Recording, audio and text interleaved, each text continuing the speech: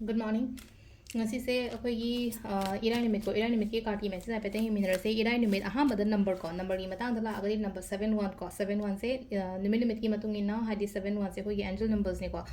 irai yu ena do angel numbers se kamaina sin agada gi hai ka ja khoina khudang da kai da maina ibi be ko hadi sai da igera ka chakala igera ko blue or green color gi pen gumba ne ibi ko hai black na di ibi gono sima leina ko important oi bathab cha toine ka hai di ira ga chalo ba sig nuti hai ba numbers ngai se ko adu do mal leire adu ga color da sky blue gumba kai gumba do maina se pi be ko ngasi gi na sky blue gumba kai gumba se ba jai amana chak thong ba da ko chak thong ba ne no mo si hapo sum hai ba do ko ne irai ni me ki ko na ha pa ya ba se gi we na ko gi kadang maming ge na do maina happy be ko no ham ba da ko gi card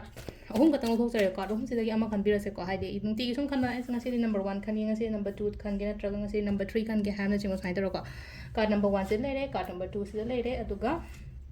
card number 3 sila ko ahamba khan bangi yenga se ko sila se ko ahamba number 1 khan bangi gi oina sila ise first card se ko pot se lotion ba oin oibo do hai tar ko hai nangai loida dana le ramba kolam ba har se ko hai lotion laga anoba ma mai tar ko start anoba ma lai ko hai ending oira ga hai beginning anoba ma dai tar ga lai ko sa aruga aina thabak anoba ma hogdoi ne khala se ba hai ki gano sa da ki ba bhaw gano ko ai se ngam moida se je ngam do man de da kaina khan gano ba hai fear har se ko samna hai ba dum ba mayam do roi thado adu hai ke do moida no isu aina to aina ai hona ge na khala ga di mai na hona bi ba hai tar ko se sina ko gi number 1 khan ba le ko number 2 ko number 2 sina akhoi gi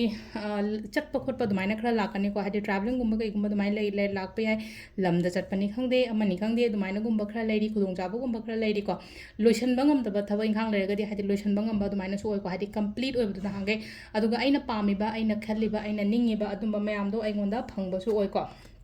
number 3 ko number 3 ki oina haragadi ngasi gi oina haragadi ko ai gi oina phaba mam lakani khot kani ka haragadi khitang tapna lakpa mai oi bdo ai ngasi pa me haraga ngasi lak tabi da ngasi gi mota hayeng gumba kai gumba mai lakpo ko adu sile re khoi card ki message na ko adu timing sina kram kan de kram kan phage ayuk se ko ayuk se pung 5 ga minute 36 taina 8 ga minute 35 phang le ko adagi mung 10 ga minute 59 daina 12 ga minute 9 phang le adagi amu 3 ga minute 3 tai hin din gini ko 3 ga minute 3 taina 3 makhai phang le aduga nungdang gi na 3 ga minute 4 dagi na 8 ga minute 9 phang le ko adu atheng bagi na 10 ga minute 59 dagi na pung 3 ga minute 9 phang le sina khoi ngasi gi oina afaba timing ko adu sida le khoi daily card message se ma'am thank you